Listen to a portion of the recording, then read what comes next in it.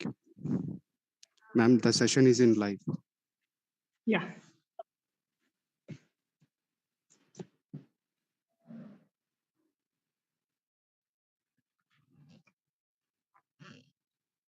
Jayshree ma'am, you can start. Happy morning to one and all present here. This is really a delightful Sunday, I could tell, to everyone where we have Vandana ma'am and Pratiksha ma'am. I do take this opportunity to invite and welcome each and one of you. I do like to start with the welcoming our chairman, Manjapa sir, MD madam, CEO sir, Matai sir, our director, Pratiksha madam, and both the principals of Soundarya Central and Soundarya School, Chidamma madam, Renapa madam, and Patapata Sakti madam, and all the parents who are gathered here. I welcome you all. And the great delighted aspect is we have today Vandana ma'am, Vandana Jain, Dr. Vandana Jain, I could have to tell, where ma'am is going create us, nurture us about the aspect of parenting. How this is really a herculean task for all of us that nurturing the generation and holding them with the particular aspect. Ma'am, I do take this privilege with quote to start. So, folks, no greater responsibility, no greater privilege than raising the next generation. Happy morning once again to all the parents to this elite virtual gathering ready to listen to Dr. Vandana Jain.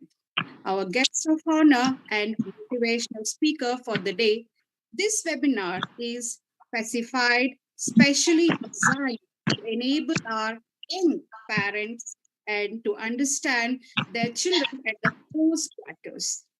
On this splendid occasion, this is my distinguished honor to introduce Dr. Vandana Jain to you all. Dr. Vandana Jain was born and brought up in Udupi and completed basic education in Udupi.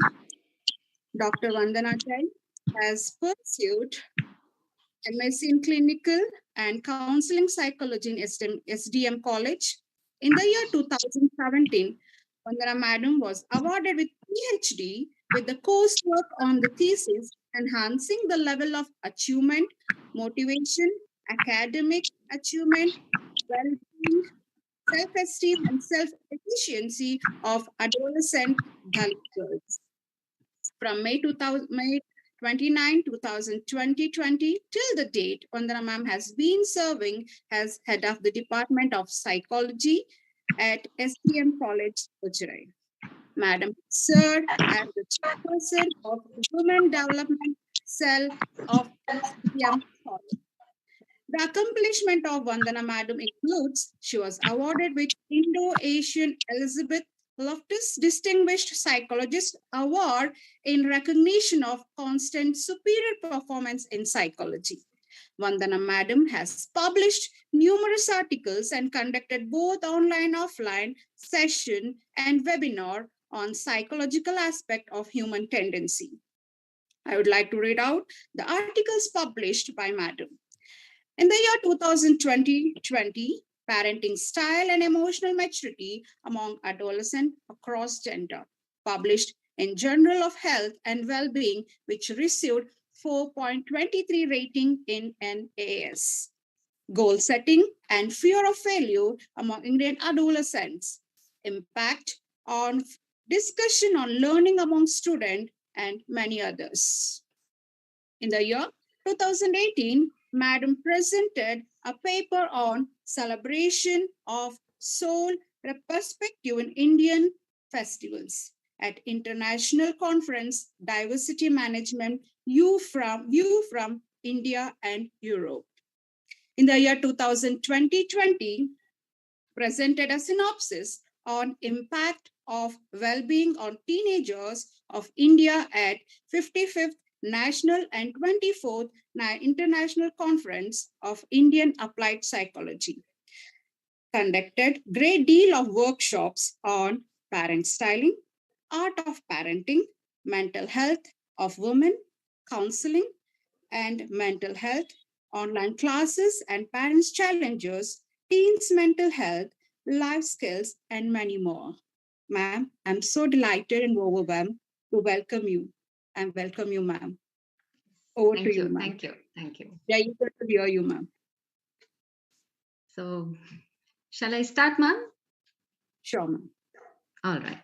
All right. So, uh, good morning, respected teachers of esteemed school, dear parents who are gathered here, maybe on an Zoom platform as well as in a live YouTube live.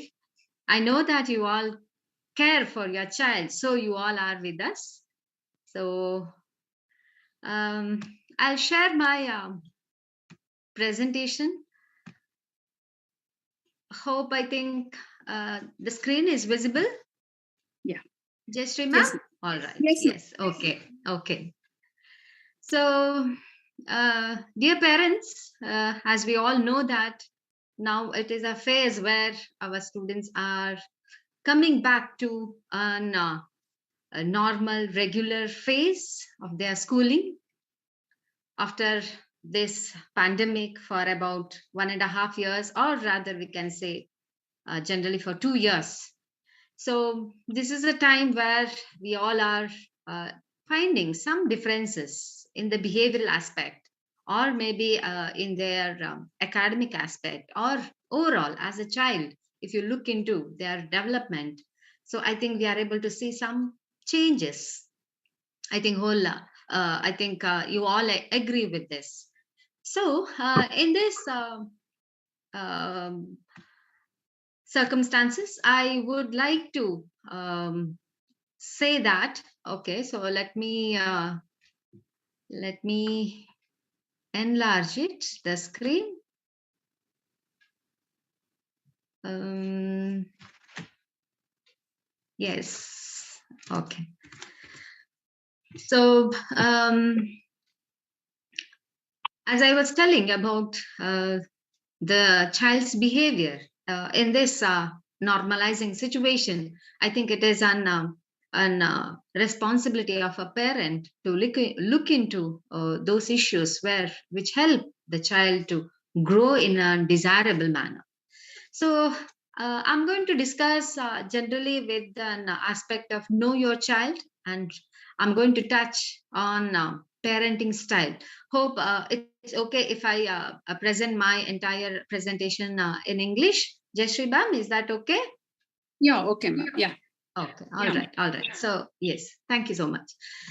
So, we know that adolescent or generally children face a transitional period, and they say that in a human lifespan itself, it is an important phase where transition takes place from childhood to an adulthood, or if I say to an kids of an primary sector, maybe and this pandemic has made them to an transfer from one phase of life to another phase of life. So when they are going with this transformation in their life, lot of psychological issues will play a major role in their development, or maybe it will impact on their behavior. So let us discuss focusing on school, or maybe on school issues through behavior, how we can have an desirable environment so that the child can sail this particular transformations, or maybe in this period in a smooth manner. So basically, we will look into some of the small problems, which I think most of the parents may do agree with this particular problem. That yes, my child is having these issues. So I'll just list out general, broader issues or a problem. Later, I think we can see how we can solve or how we can manage this particular problem, or maybe we can reduce the intensity of the problem.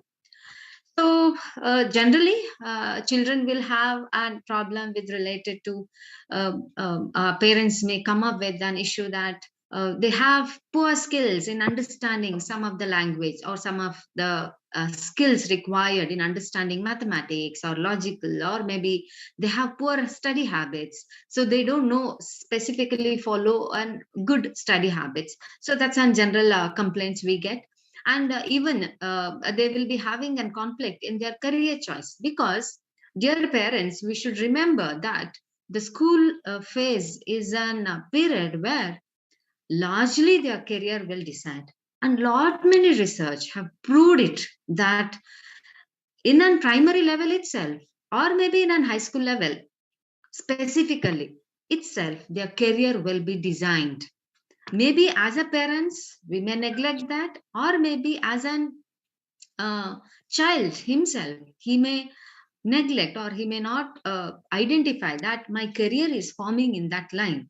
So the major problem we see the conflicts in career choice, and especially at teenage phase, or maybe an higher primary level. So they'll be having a problem related to sexuality in terms of maybe an wrong curiosity, or maybe we don't say as such an wrong curiosity, but still they may be having an a curiosity where we the adults, or maybe the parents or the teachers, fail to give an adequate justice answer, or a right answer for their curiosity, or maybe we fail to give an right direction for their curiosity. So at times they may stuck up in this issues, and um, child fail to understand what are my abilities, what are my aptitude.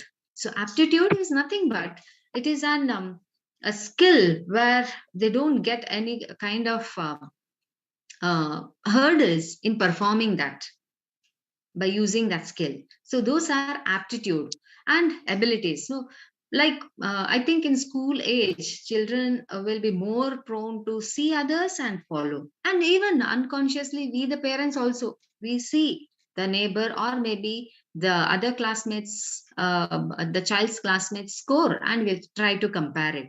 So we fail to get an right understanding or knowledge about our child's aptitude or maybe abilities.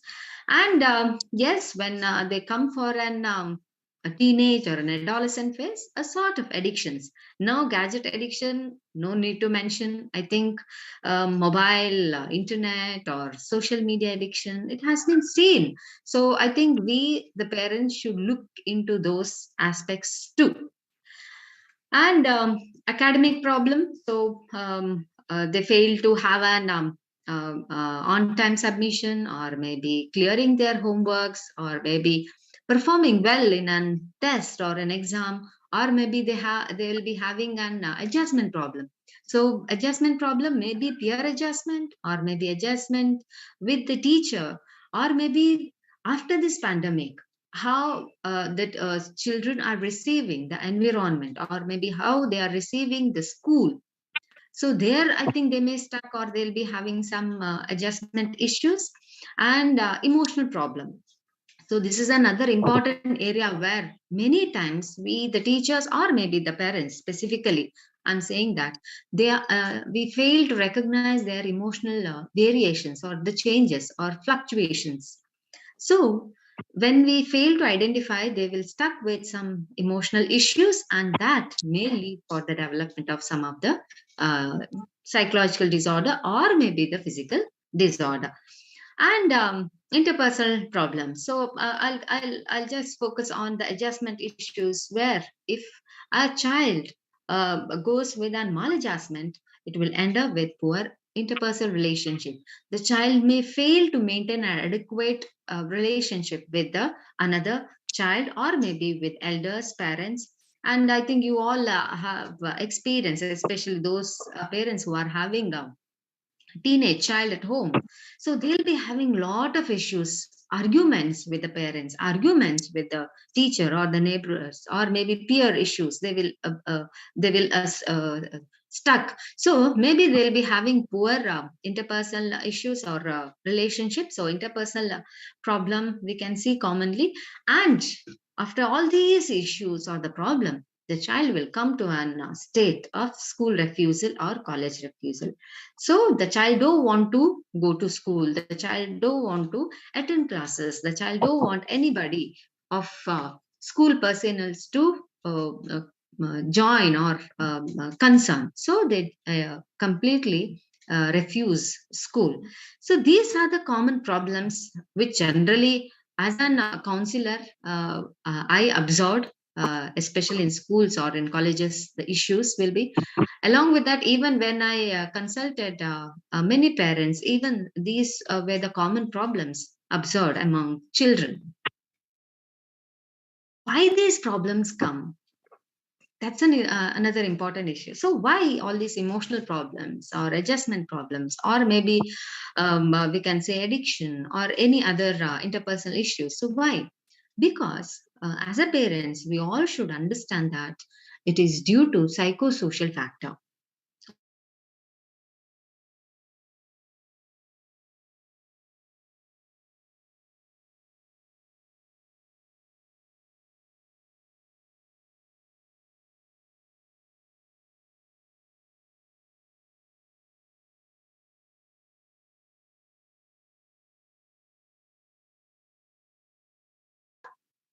Yeah, yeah. Yes, Shrima? Yeah, All yeah, ma'am. right, all Yeah, right.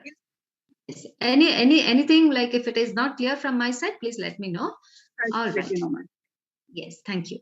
So, psychosocial factor, under that, we can say mental changes during this phase of school age. Lot of mental changes will take place. Psychological changes takes place. We'll discuss those things, and a lot of emotional changes. ಭಾವನಾತ್ಮಕವಾದಂಥ ಬದಲಾವಣೆಗಳು. Okay, emotional changes takes place. At times they are confused which emotions to show. At times they fail how I have to interact with elders, with peer, with teachers, or with parents. So because of these emotional changes, they fail to have an desirable interpersonal relationship. Or maybe psychosocial factor may contribute for this problem in terms of pressures. Okay, the child may experience a lot of pressure, stress. I think if we recall our childhood days, I think we were not aware about the word stress. We were not aware about the word pressure, conflicts, bore.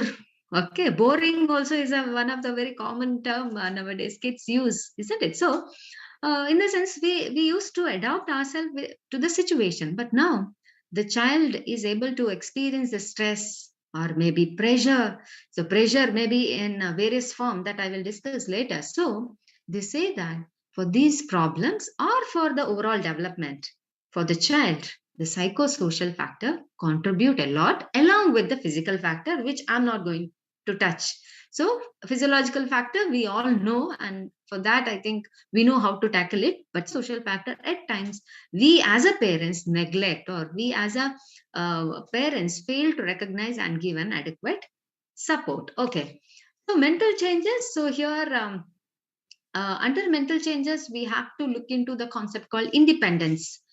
Each and every child wants to be free, wants to be independent. Okay, so that inner desire will be there. So at times, we parents fail to recognize that desire the child is carrying. So we restrict. You don't go there. You don't sit here. You do like this. You do like that.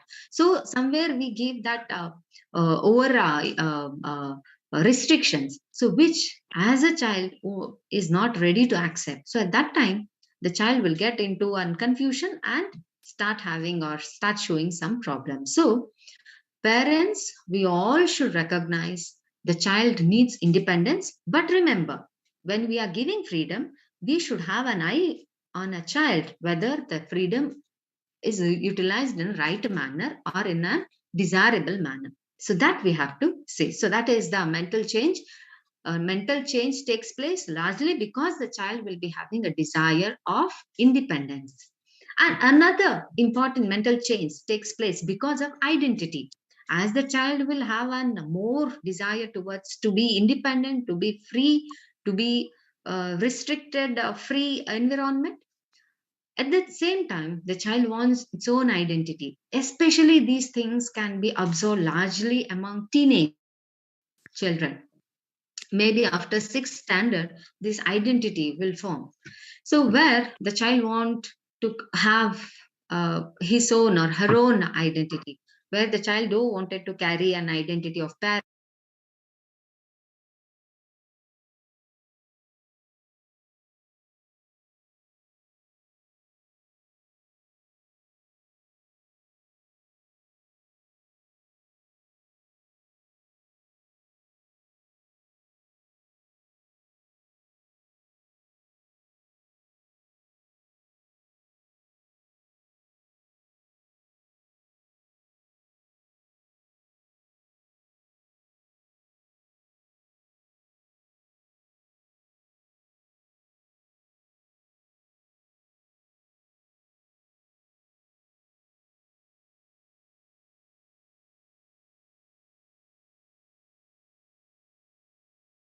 Recording in progress. Then, uh, uh, as I said, the emotional changes. Emotional changes, if we focus, maybe I think young children, especially from class 1 to 5, maybe they are not that concerned with an appearance, but after fifth standard or after the age of 10 or 11, the child will have more concern about the appearance. So that appearance is directly connected with the emotional changes. So, concern with appearance, maybe the child starts having comparison with peer friends, comparison with um, uh, neighbors, or maybe comparison with um, um, um, family members, cousins. So, the child will start having comparison. And remember, we all know the logic of comparison. We as an adult being also, if we look into the comparison status, so we usually compare with those people who are above to us. That's a human tendency, and a lot many research also agree to this. So we compare with who are above to us, and we start feeling inferior. In the same manner, child also start having comparison. See that Rahul's house is so big, my house is so small, or the Soumya's parents are so cool, my parents are so traditional. So they'll start comparing and start developing an emotional issue called inferiority feeling. So then dieting. So where they are concerned about appearance, dieting, I'm not saying that they restrict taking food, rather they follow some specific pattern where they define it as a cool thing, like going largely for an junk foods and all those things. I think teenage issues, I think we all know that now. Whenever we parents meet each other, we'll say that my child is not able to eat dosas, but she's okay with pizzas. So all those things, we know those issues. And the child is more concerned with clothes.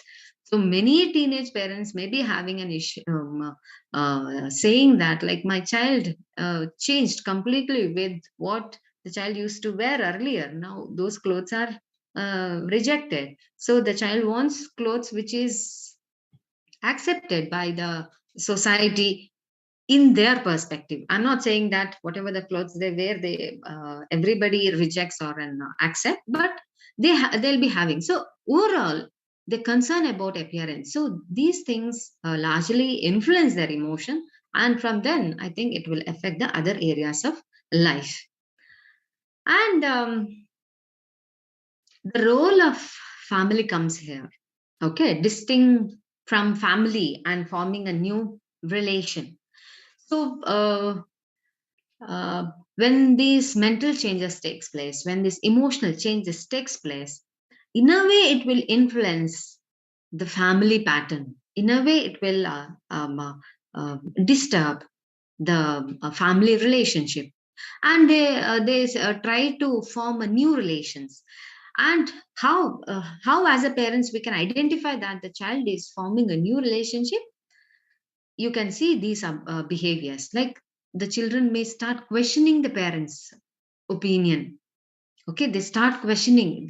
I'm not saying they just argue, Rather, they start questioning it.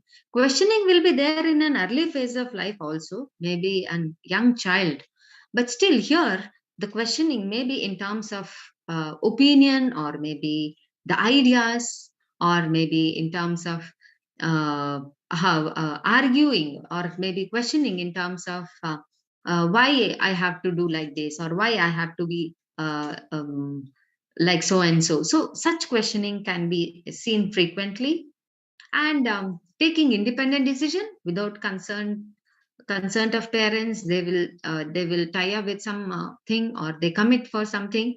So, say for example, like the children, a group of children may decide to go out, and that was not asked uh, to the parents, or they haven't took the permission of the teachers or the parents. So they'll just take independent decision because they want to form a new relation. So such behavioral changes you can notice among children. And negativism, lot of negativism. So whatever you say, they will start saying that, okay, no, that won't work out, and you will think all the time in this manner. So lot of negativism we observe. So this is something like forming a new relationship. Dear parents, here I'm not saying that like all these things are wrong, but as a parents, we all should recognize these things so that we can monitor whether the child is in a right path or a desirable path or not. So questioning parents' opinion, I'm not saying that it is wrong, but how as a parent you are prepared to answer for that. Or I'm not saying that taking independent decisions is wrong. Actually, it is required for the future of the child, where the child is going to be an independent, so to attain a maturity, so it is necessary. But at the same time, what kind of support as a parent we are giving to take an independent decision, how much we are giving support or an guidance in taking the independent decision. And negativism, so definitely negativism will be there. So how as a parents we identify and tackle it so that it won't go to a worst level. So that is something like the forming a new relationship, and it is because of the mental and emotional changes. And as I said, pressures, we all know that pressure from family and pressure from peer. So many times the behavioral changes takes place among children because of family pressure, because of parents pressure, because the family members expects the child to uh, get this much of mark, or get this career or a job. So that pressure at times influence the child to go into an deviated level, or maybe the child may go away from the desirable environment, or peer pressure, addiction, and all those things which I have discussed in previous slides. Peer pressure may be because the child may end up with, okay, I want to be with so and so, she's cool, he's very fantastic, so I want to be with him. So whatever they say, no, the child may surrender and follow that. So that peer pressure at times lead to have some of the conflicts or the problems. So hope this is an overall view how the child's behavior will be there, and how it will influence on in a right or maybe into a wrong path. So as a family, what's our role, or how as a parent we have to be? So family relationships, so we all know that it is not that all the time we influence the child. At times even children also influence us, so that we should remember. So families form a system of interacting elements, and parents and children influence one another. And I remember here a story. Once uh, the child was saying something like, I want to buy that, I want to go there, and all those things. The child was so irritating the parents, especially father. And father was upset, and he said that from small I'm observing you, I'm looking you, and you are saying you are opposing me, and you are blaming, and you are irritating me, and what you're doing. So he was scolding the child. At that time, the child was listening, and even the child also said, from the day I born, even I'm observing you, dad. I'm also looking at you. So whatever you do, no, I also follow the same. So that means even the child also will influence as we influence the child, isn't it? So it is one to one. So parent and children influence one another. It is not that only we influence. At times, even the child also influence. So it is both, maybe directly or indirectly. So as a parents, we should be very conscious so that we will be the right model, or maybe at least the child may pick some of the good things from us. So we can influence in a right manner. So parents and children influence one another. And as I said, parents influence their children both directly as well as indirectly, and children influence their parents, maybe like child's behavior, attitude, interest, or all those things. Okay, so that I think we get influenced by the children. So, all right. So, how our behavior should be towards children? This is generally a question we ask, no, like, okay, what we have to do so that my child will be like this, or my child will be an ideal one, or what, how I want to be, so that should be reflected. So these questions usually come. So how my behavior should be. So they say that parents should understand their child's area of interest. Okay, so what is an area of interest? So it is our responsibility. It is our very much important responsibility as a parent, what we are doing, whether we know each and everything of our son or a daughter. So whether we know where the child is focused, or her interest is, her taste is. So parents should understand their child's area of interest, and we all should concern on parenting style. Many times we fail to focus on parenting style. I'm elaborating on this issue, parenting style. But remember what kind of parenting we follow. So that should be concentrated. And I request, don't wait the school teachers or the principal to call us to visit their school. Rather, you just have a surprise visit to school. That is very important. It is not just like you are making the child to be, okay, I don't know, like when my dad will come, when my mom will come to school. No. So you're not creating any negative environment. Rather, by having a surprise visit to school, there are a lot many benefits. Say, for example, if you have a surprise visit to school and interact with the class teacher of your child, then I think even the class teacher will get something like support. Okay, the parent is also responsible, or they show equal contribution for the overall development. And even the child also will get a message that, okay, so at times my parent may come without informing me. And even as a parent, you will also will get to know how your child is in school, or maybe with peer or with teachers. So you will get a kind of satisfaction. Okay, so everything is smoothly going on, or if any problem is an initial level. So because of your visit, I think that can be immediately dealt properly. So surprise visit to school is an desirable behavior of parents. You have to do that at least in a year, one or two, not more than that. So just consult your teacher, class teacher of your child, then you just see the availability time and just have a visit, so that it gives a kind of satisfaction. And as a parents, we fail to manage our anger. So we fail to manage our anger. Because of our anger, definitely I'm not saying that it is all the time being cool, being emotional less. It is impossible, and in our psychology we say that it is abnormal also, without any emotions if you are.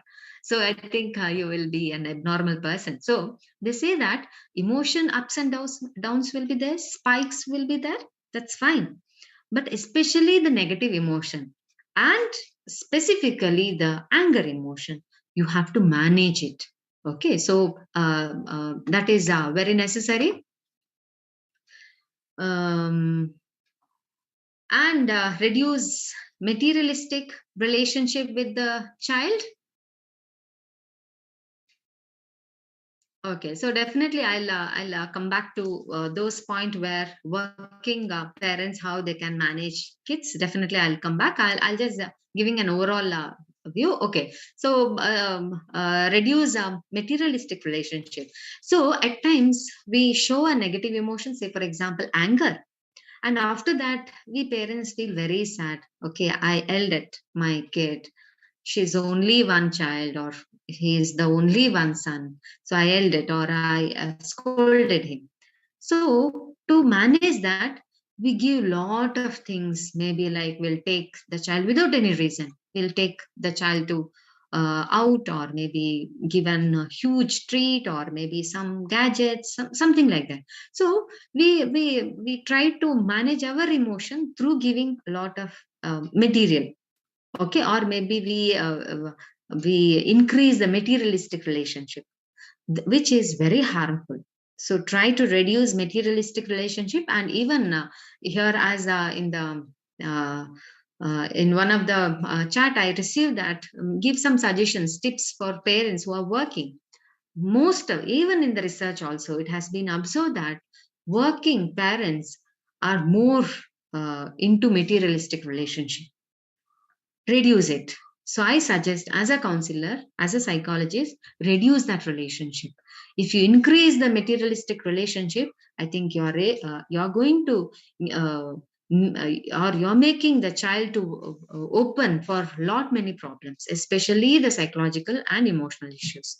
So stop making an materialistic relationship, giving more of emotional, or maybe a more of a psychological support, or maybe give some space where you can rightly connect with the child, maybe in its emotion, or through its his or her behavior. So increase those aspects, so that will be very helpful. Yeah, so definitely I will discuss with how to control anger. Okay, so dear parents, don't control your anger. I request you don't control your anger, rather you manage your anger. At times, because of the poor behavior, or maybe an undesirable behavior showed by the a child, you will be emotionally upset. You feel that, okay, my child is in a wrong path, I have to say it, but say it in a right manner. At times when you get an anger, no, we have in counseling technique, one of the anger management is counting backward. It may be very artificial, but see parents, it will work out. Count backwards. Say for example, now you are going to yell at your child. You just count 20, 19, 18 till 1, backward counting of 20 number. So then that intensity will reduce. The heightened emotion, negative emotion will calm down, and then you say whatever you want to say. So that is something like one anger management. And as I said, don't control. If you control the anger, no, it will come in a larger manner. So show your anger then and there, but in a very normal, in an desirable manner. So now you feel that your child's behavior, say for example, the child is watching TV from past 1 hour. You scold it, or maybe rather you noticed it. Not scolding, you noticed it, and you say that, child, now it is time for your homework. Get up and go for your homework writing or study. Then the child will say that 5 minutes, Amma, 10 minutes, Amma. Then what happens? The child, you will also will allow, okay, 5 minutes. Then after 30 minutes also, the child is not getting up. Then what you will do? Your emotion will slightly raise. It is increasing. Then once again, you will say in a louder voice, okay, now it is 1.5 hours. You just get up, otherwise I'm going to come. Then the child will say, yes, yes, yes, I will get up.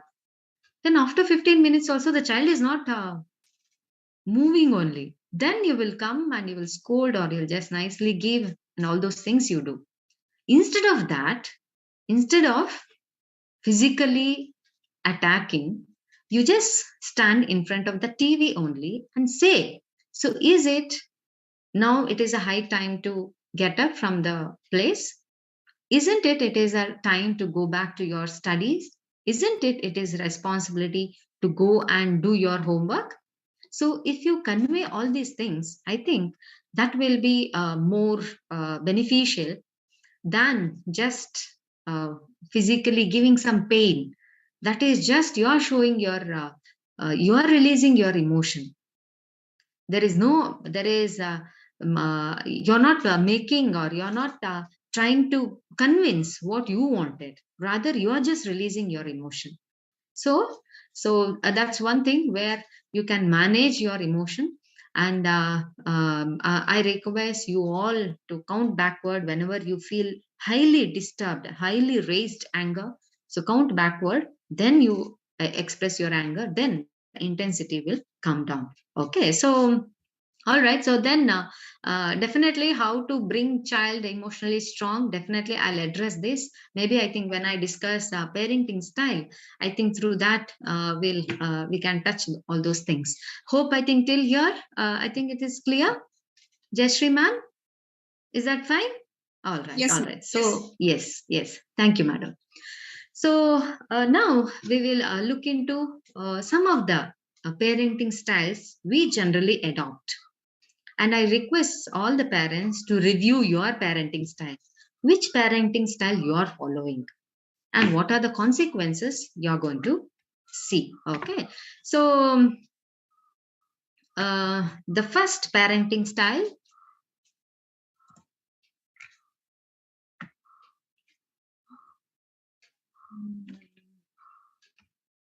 Okay, by the slide. Okay.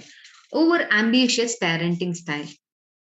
Lot many research have proved all these parenting style, and they have given elaborative explanation, or maybe they have in detail explained all these parenting style, and even they have explained the consequences from this particular parenting style. Okay, so the first one, I have listed around 5 to 10 parenting styles, so I'll discuss one by one. Under that, the first one is over ambitious parenting. So, in one of the session, I just asked, how many of you are following over ambitious parenting style? Then definitely this sounds very negative. No. I don't expect anything from my child. I just want the child to be like whatever the child wants. That's my duty to give it. So I'm not ambitious parent. So they will give such an answer. So I received such answer in one of the session. And I said, okay, fine. Then it will be a great, like you are a good parent, I said. And I just started explaining. And the parent realized that, yes, I'm following ambitious parenting style. I was unaware. So somewhere like we follow with this parenting style, and one of the parenting style is over ambitious. So here, what happens? Like how the parents will be, as the term itself says, over ambitious. The child is able to get 50 to 60 marks. The parent says that, or the mother or the father says that, yes, good, you are getting 60 marks. What's about your friend? How much she got? They ask. Oh, my friend got 75. Then you also should try next time to reach 80. This 60 is not enough, we'll say. So the child will be confused whether my mom is happy with my 60 mark or whether she's unhappy. So then the child will somehow like manage, and the child will get next time 75 marks. Then the child with very proud, the child will go to mom, and she'll say that like I got 75% this time. Then the mother will say, oh, very good, from 60 to 75 it is very good. How much your friend got? She got 95. Then once again our ambition will increase. Unconsciously in our we are unaware, but somehow we develop that over ambitious, where we fail to recognize our child's capacity. As a parent, we all should first recognize our child's capacity, whether the child is able to reach to an expected level. If not, we should not have any sort of ambition. So we have to manage, or we have to fix where my child should reach. And if the child already reached, then you have to encourage. We have to support. So one of the research says that uh, the parents who are following over ambitious parenting style, under that, when the child is growing, or when the child is there, the child develops some of the behavior like inferiority feeling. The child start developing inferiority feeling because as a parent we are following ambitious parenting style. The child will have an symptoms of depression. When the child reaches to a stage of adulthood, at that time the child may have an kind of suicidal attempts or thoughts. Okay, so we have to look into the capacity. So, dear parents, I request all of you to review whether you are over ambitious parenting style following, or whether you are having more expectation. So, before you expect anything, just evaluate whether your child is capable of doing that. So many times, no, we the parents are little like nowadays. What happens in a family? Only one or two child, isn't it? So rarely we get a family where three children are there, isn't it? So one or two kids. So we are quite having a sound financially to give whatever the child wants. So what we do, we send the child to school. After school, we'll send it to tuition, and after tuition, dance class. After dance class, online some music class, and then morning we may send the child to karate class and all those things. So many things, and we expect the child to be perfect in all the things. Is it possible? We have to analyze it. So, in our parenting style, we are somewhere using over ambitious, or we are overly expecting from our child. So, maybe exposing the child to various setup is very nice. But in the same manner, expecting that in every area the child should be excellent, no, that is our wrong parenting style. So, I request if we are over ambitious uh, parents, I think you have to correct yourself so that the child's future will be good. Otherwise, definitely in the research, it has been shown that if a parents are over ambitious, or a parent who is following over ambitious parenting style, under that the child may develop inferiority feeling.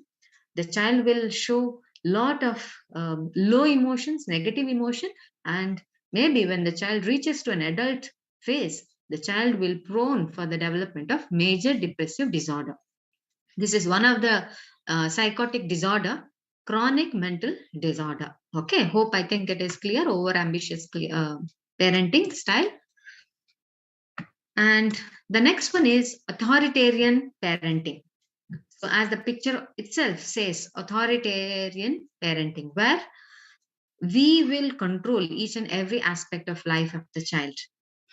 So, even in some of the small things or small decision, also we try to interfere.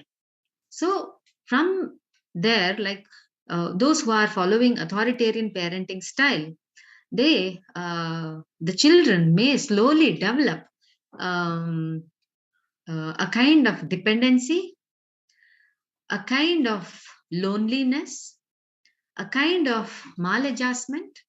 So when the child grow up, the child will show all these problems. Wherever the child goes, the child will be having a problem with adjusting with others. The child will have an stage fear. The child may have an what others may think of if I perform like this, or if I commit some mistakes. So such negativism will be strengthened if we are following authoritarian parenting style, where we say that, like, you have to follow each and every word. Or maybe I think in our family we may have certain rules for children, right? We all will have some rules for children. So, and we'll say that, okay, you have to do this at this time, you have to do this at that time. So we will have some restrictions. So under restricted area, when the child is growing, the child may end up with some of the psychological issues, as I listed out.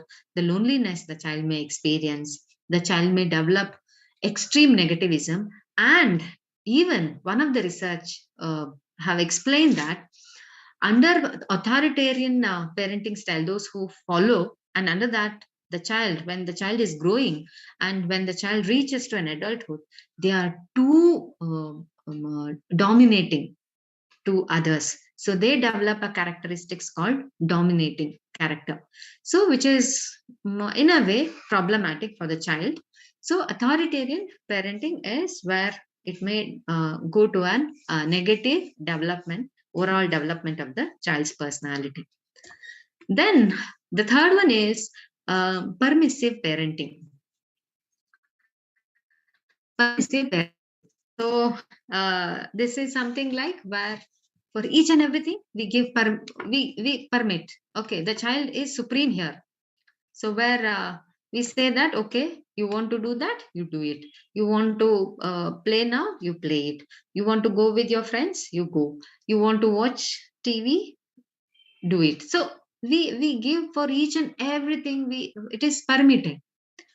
So under that, when the child is growing, no, the child will develop a characteristics called very aggressive, and we have under psychology a disorder called personality disorder, and under that personality disorder, one of the personality disorder called antisocial personality disorder.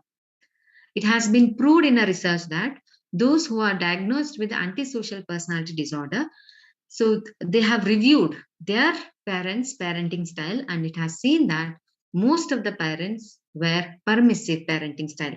So under that, who are growing, no, who are um, uh, following that parenting style, and the children may convert into an antisocial activities, antisocial behavior. So they'll be future aggressive people. They have an excessive adjustment problem. They are end up with superiority complex. So one of the psychologists called Alfred Adler. All these things you can Google it. I think all these informations are available in Google. And a psychologist named Alfred Adler. If you go to his personality theory, Alfred Adler's personality theory, there he specifically mentioned that people will have lot of superiority complexes, and that superiority complex led for the development of many of the other mental disorders. So he has written Adler's theory. He explained nicely these superiority complex theory. So if you all are aware, if you want to read more about that, you can Google it. So under permissive parenting style, the children may turn into a very aggressive human being in future. So we have to be very conscious. We have to manage our right parenting style. Okay, so permissive parenting, always it is a bad parenting style. And the next one is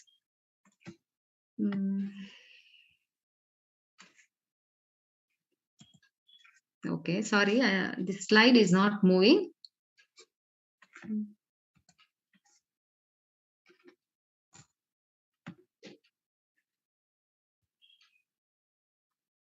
Jayashree ma'am, is it slide is moving?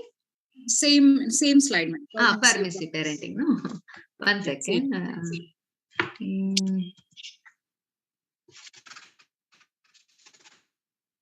Not moving.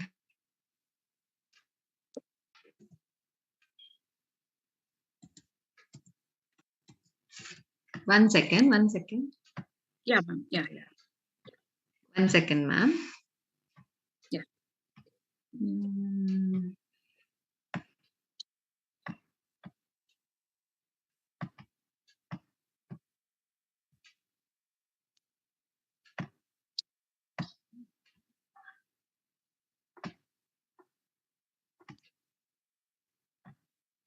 Yes, is it visible, ma'am, now? Yes, yes, ma'am. Yes, it is. Okay. Just I'll just put it into, okay, all right. Uninvolved parenting style. So we discussed till now over ambitious parenting style, then authoritarian parenting style, then permissive parenting style, and the fourth one is uninvolved parenting style. I think no need of explaining much over what is uninvolved parenting style. In the picture only you are able to see. I just focus what will happen if we follow uninvolved parenting style. So under this, when we are making the child to grow, or we are giving an environment to grow, under that the child will form an characteristics called um, dependency. The child may start having an aggressive behavior. The child will have some problems related to emotions, because the child has not received any kind of emotions from the parents, because the parents played a role as uninvolved. If you want to play, it is not permissive. Okay, in permissive, what happens? Parents will give permission to each and everything. So the child will come and ask, the mother will give a permission. But in uninvolved, what happens? Here, the parents are not involved. They say that, okay, whatever you want, you do it. You go there. And we don't give much time to listen what the child wants to say, or we don't give much time for the a child to express some grievance or some happy things, or maybe any incident that when the child wants to share it, parents are not available. So such kind of parenting, like uninvolved. So where the child somewhere feels a kind of depressive, and if the same parenting style followed, I think the child may develop a personality called a kind of dependency. We have various personality types. In that, we have a type of introvert personality. So the children may develop an introvert personality where the emotional ups and downs they are not aware about. So uninvolved parenting style may influence negatively to the child's emotional development. So then overprotecting parenting. The next one is overprotecting. Jayashree ma'am, I think I have 10 minutes. I'm Yes, very ma'am. sorry. I think, Yes, yes, because I'm able to see some questions in the chat box. But if I start answering those, I think I may not able to finish this. So I'll just finish it and I'll attend those questions. Okay, yes, madam. ma'am. Overprotecting parenting. Here, some parents nowadays, even as an counselor, I have seen this kind of parenting style where we overly we protect our child. So we say no, ನಮ್ಮ ಕನ್ನಡದಲ್ಲಿ ಗಾದೆ ಇದೆ, ಮಗುವನ್ನ ಕೆಳಗೆ ಬಿಟ್ರೆ ಇರುವೆ ಕಚ್ತದೆ, ಮೇಲೆ ಹಿಡ್ಕೊಂಡ್ರೆ ಕಾಗೆ ಕುಗ್ತದೆ ಅಂತ. ಸೊ ಈ ರೀತಿ, so over protecting parenting where we give so much of protection where we don't give space for the child to grow.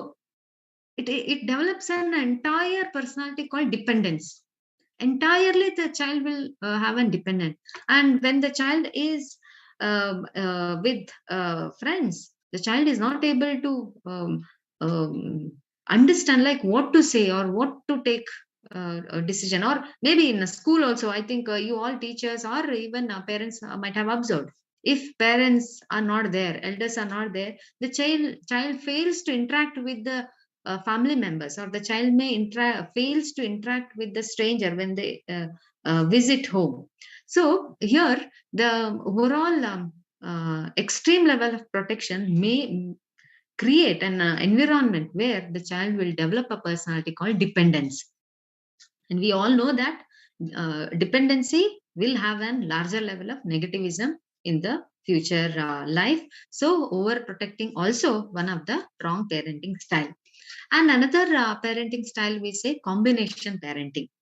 Combination is mother-father combination. So when mother-father combination is in a different direction, then under that, when the child is growing, the child will start developing the behavior called manipulation. So the child will start learning the manipulations. The child will start following some of the um, um, indirect behaviors. We say no, like outwardly the child is in one showing a one type of behavior, and inwardly the child is showing another type of behavior. So somewhere like there is no any proper combination. So it is our responsibility as a parents. We, mother and father, wife and husband, should discuss some of the matters, and mutually we have to take a decision. If we fail to do that, I think that will greatly influence the child for a negative development. Okay, so the negatively it influences the personality of the child. So overall, like, we parents have a desire to give a right environment, but at times we fail to have a proper interaction. So many times I have seen, like, fathers, especially dads, will say, or fathers will specifically mention that, okay, studies and all those things, it is my wife's duty. I'm not involved in that. School visits and all, yes, it is her mother, she will take it. So such very general statement usually people give, so which is wrong. Definitely, we all know that, okay, some of the things will look after by mother, but some of the things are looked after by father. But there should be a mutual understanding or mutual discussion. As a mother, when we go, or when the mother goes to school and interacts with the school teacher, and it is mother's duty that she has to come back and she has to report it to her husband, that, okay, these are the things I received from the school. And even when the father is moving, or when the father is saying some financial or economical issues, or maybe the budget, the financial management, at that time it is very necessary that you have to involve wife.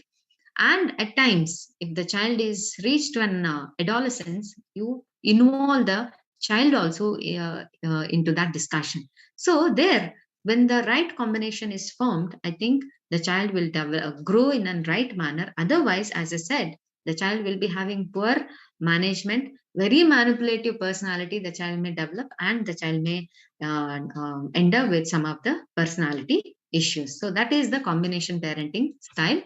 And we have another type of parenting style, that is long distance parenting.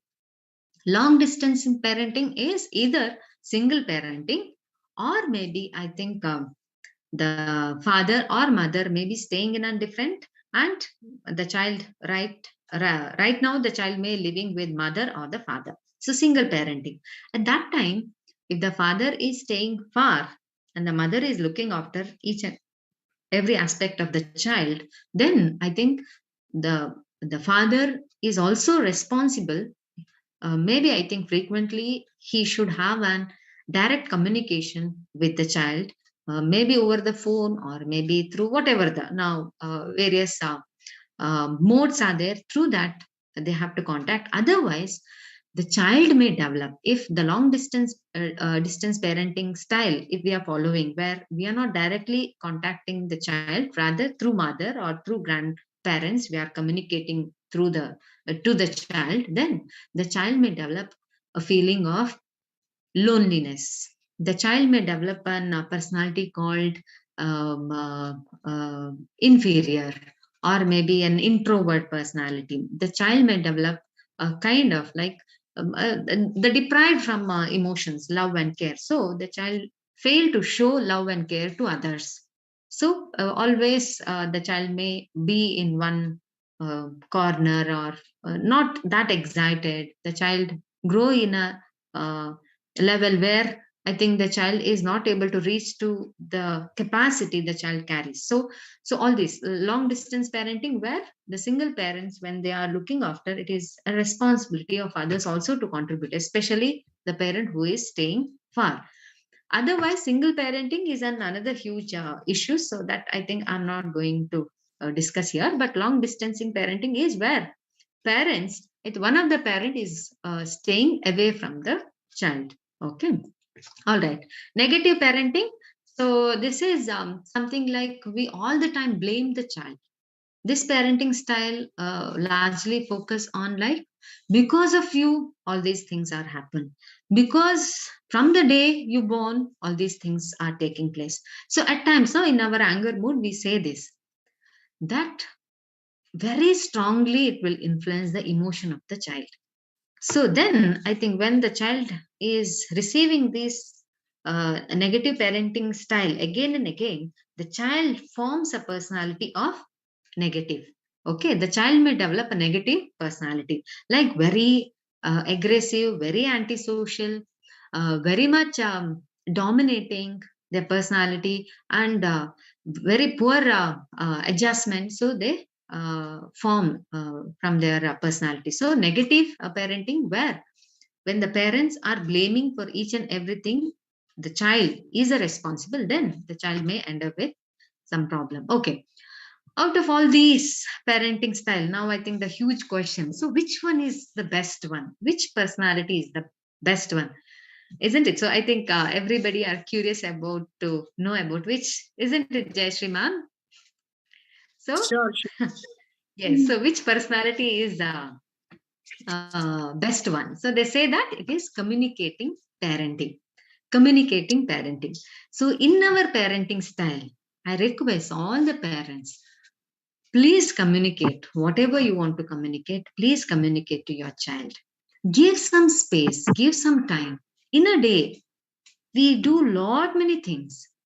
Is it possible just to give 10 or 15 minutes to our child every day without any, like mobiles are not there?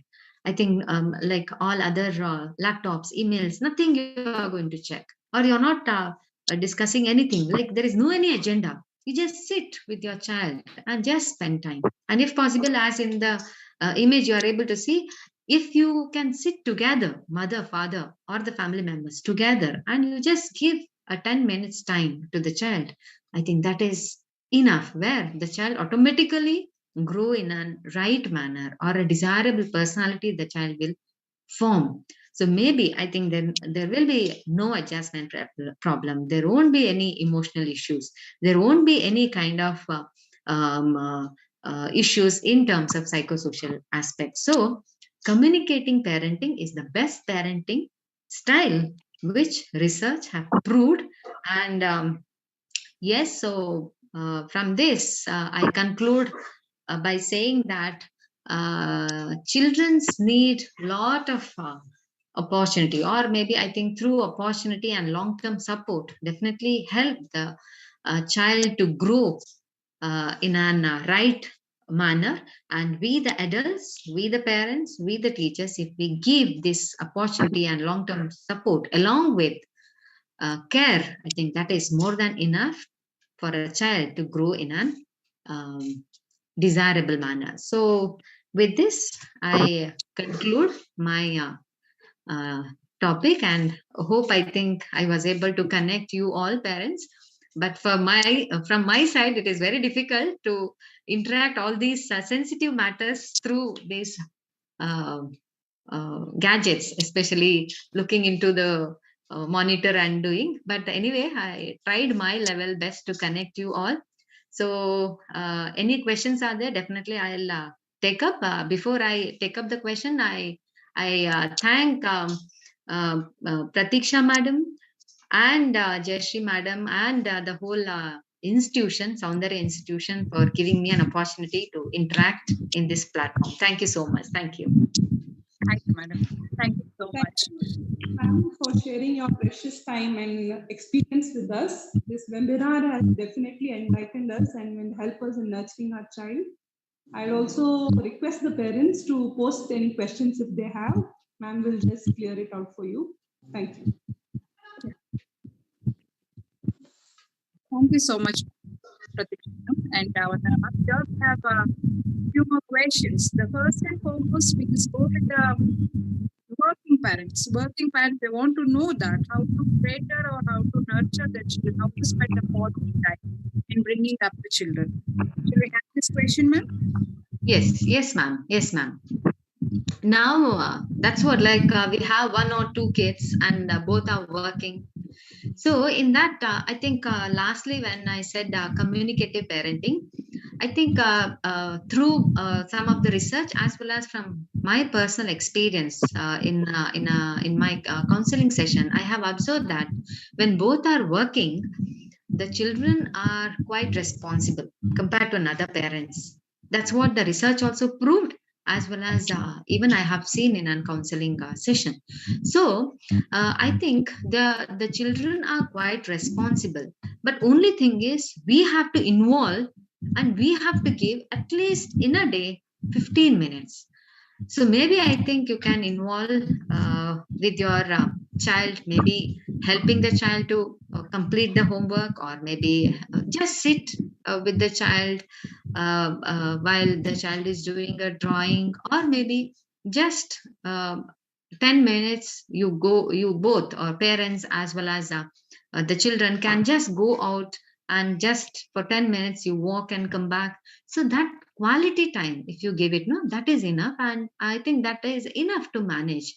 And you can see the drastic change if you start giving 15 minutes every day, without any agenda, without any focused discussion. Just give 10 to 15 minutes, that is enough. So as a working parents, we have to design our lifestyle or our timetable that 15 minutes every day is for my child. And at times it may be very difficult for every day to give 15 minutes. Then I think it is better for 2 days once, or maybe Sunday, or maybe 15 days once. Exclusively, if you give a quality time. Once again, when you are giving quality time, remember that you have to avoid maintaining the materialistic relationship.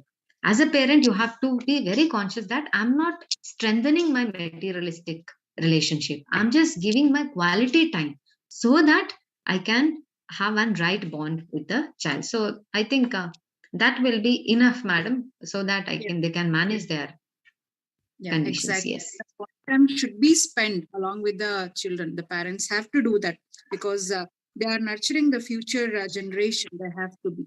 Ma'am, the one more question is here: how to make our children or our kids emotionally strong? The another question, a prime question I have received just now. Okay.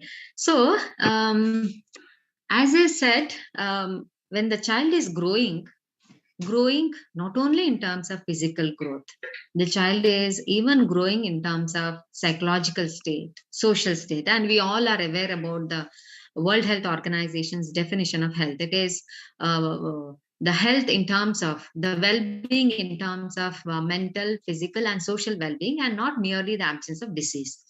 When we are saying the psychological health or psychological state, I think at that time the lot of emotional changes takes place, as I said, because of the appearance concern, or maybe because of we say no the diet, or maybe comparison. So all these things influence largely the emotions. So at that time, I think if the emotions is more towards negative, I think it is better to discuss with the child what exactly the cause for this negative emotion. If the child is emotionally very silent, okay, some children are very silent, they don't express any emotion, or they are too soft. So at that time, I think it is better, I think we can give a lot many opportunities, or maybe we have to take the child to various setups so that let the child express the emotion. If the child is not expressing, at least you will understand as a parent what is going on, which situation is not right, or where the child is finding uncomfortable to express the emotion. And even I suggest the parents to uh, uh, introduce some of the practices like breathing exercise, or maybe I think yoga. So along with the child, if we also involve, I think that will strengthen the emotional intelligence or emotional stability.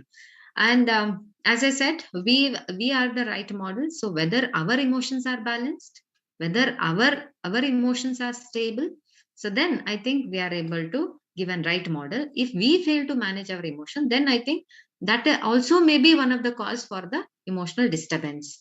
And even at times various situations, we say no, like abuses, not in terms of sexual abuses, various abuses, the physical, emotional. So whether the child is going with those abuses, so as a parent we have to try to understand those aspects, maybe directly communicating to the child. If not, I think through teachers, through the other caregivers, we have to discuss. Then I think we'll get a clear picture what exactly happening in the emotions of the child.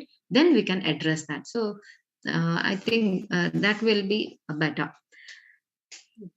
I do strongly agree with that. The present things, what is undergoing with the children, that breathing exercise and certain yoga really heal them to come out from their emotional imbalances. Ma'am, one more thing is here. After this pandemic situation, we could see a drastic change among the children where they are reluctant to come to school, they're reluctant to attend the classes, to interact. What we can suggest to those children, or how our teachers, our parents can overcome them with all those aspects, as we have seen that a drastic change in the emotional behaviors and physical aspects also, that they are not ready to sit in the class and not ready to Yes. listen. At home also we used to receive the same answer from the parents also. Yeah, Complaints. all they are not at all ready to listen. How to overcome this question, to overcome this situation? Just a suggestion for all the teachers and the parents. It's a funny Yes, question. ma'am. Yeah. Yes, ma'am. So, first thing I would like to say that give time to your child. Don't expect, because for 1.5 years it was so uncertain. All children, parents, and teachers, we all stuck in that huge uncertainty. It will overcome. Give space. Give space. Just monitor what the child is doing, or just give a kind of supportive environment. That is enough. So you don't get react. I request the parents, because the child is not involving how the child used to be earlier. If the child is not able to do it, don't react, or don't too much expect. Give some space. Okay, now it is not possible, it's okay. And now even I request all the parents, this time the whatever the annual exam the children are going to write, it may be not up to their level of abilities. It's okay, because let this phase go. Then maybe I think next year when the fresh year comes, no, that time I think the child will tune up, or the children are able to come back to the normal phase. So I think giving space only is a remedy, madam. Give just space, give just time to the child. You don't have any kind of like over, like, okay, I will do this today and tomorrow the child should be in that manner. No, because it is a pandemic. So I think giving time itself is a remedy for this. So I think we'll leave that. But as I said, as a parents, as a teachers, we should have an eye on them. If they are deviating from a specific phase, then I think we have to try to make them to come to a normal, or wherever they were. Okay, not to a good state, but we should be very careful they are not going to a negative phase. So give them a space, give them the time, and no expectation this time. Let them whatever they want to do, or whatever they want, they are able to perform, we'll leave them. But we'll see to that it won't go to the negative side or negative phase. Thank you again. And the last question I would like to, here we are going to receive that how to boost, we want certain tips, how to boost the memory of the children at the time of the examination, particularly. Or apart from that, how to retain the memory, or how to boost the memory. Is there any particular things, if you eat these vegetables, or if you drink more water, you will be so and so certain things will. So how things are going to help the children from grade 1 or to grade 10, like this? Yes. All the ages of the children, I mean. Yes. Madam, here in psychology, there are various techniques are there. We say for mnemonic techniques, where a lot many techniques are followed for the improvement of memory. And one thing we should remember, that all kids will be having adequate desirable memory or recalling capacities, but they fail to recall because of some obstacles. Maybe fear of exam, that is a cause that they are not able to recall, or fear of a teacher, or something like fear of expectation of parents. Okay, so that is the reason, because they are not able to recall. So when all those obstacles or hurdles, if we solve, then automatically their memory can be improved. And we have some mnemonic techniques. Say, for example, we say that is coding techniques, or we have I'm not able to recall that, hierarchy method. We have recall and recognition method, and one more technique is there. I'm not able to recall where. Chunking. Chunking is a technique where if an answer is big, or if an name is big, we have to put all those things in a small pieces.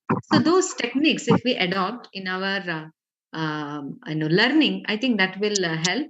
And more than that, maybe I think those techniques we have to, as a parents, as a teachers, we should learn first. Then I think we can give it to children. Otherwise, first identify the obstacle, why the child is not able to recall. And even in my college also, I have seen so many children, they are very studious, they are very good students. But when it comes for exam, or when we see the score in the exam, the child's performance is not up to the level. The student's performance is not up to the level. When we examine the reason for that, that is because of examination fear, anxiety they carry, or maybe a kind of pressure they receive from peers, teachers, parents, or maybe by the society. That condition actually block the memory ability. Okay, so otherwise, if we say that if the child is having a poor memory, I think we have a lot of psychological disorder. Say, for example, psychological disorder for amnesia, dissociative fugue, all those things are psychological disorder which are related to memory. But I don't think so children are having any sort of those disorder. So they just want some free of from the obstacles where that restricts them to recall.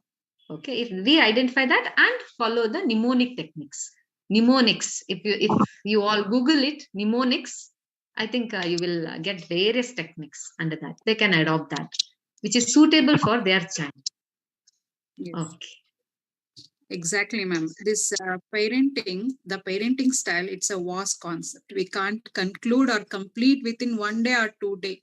It's a long, varied session where we can tell us. It's really like doing a PhD on it, what I mean to say. Thank you so much for giving us a lot of insight concerned to this. Any questions, Pratiksha, ma'am, you want to? Yeah. Ma'am, this is not the end. This is just a beginning. We will be keep on contacting you and concern to My share pleasure, ma'am. Pleasure. many of the aspects, because it's really a challenging not only for the parents, for the teachers also, as teachers are called as a second parents in the school because they are spending most of the time with us. So really you have spent a splendid day with us. It's not only a Sunday, it's a splendid Sunday, I would like to call. Thank you so much for giving us a lot of insight concerned to this. Thank you, ma'am. Thank you so much. Happy time. Thank you. Thank you. Thank you, madam. Thank you. Thank you.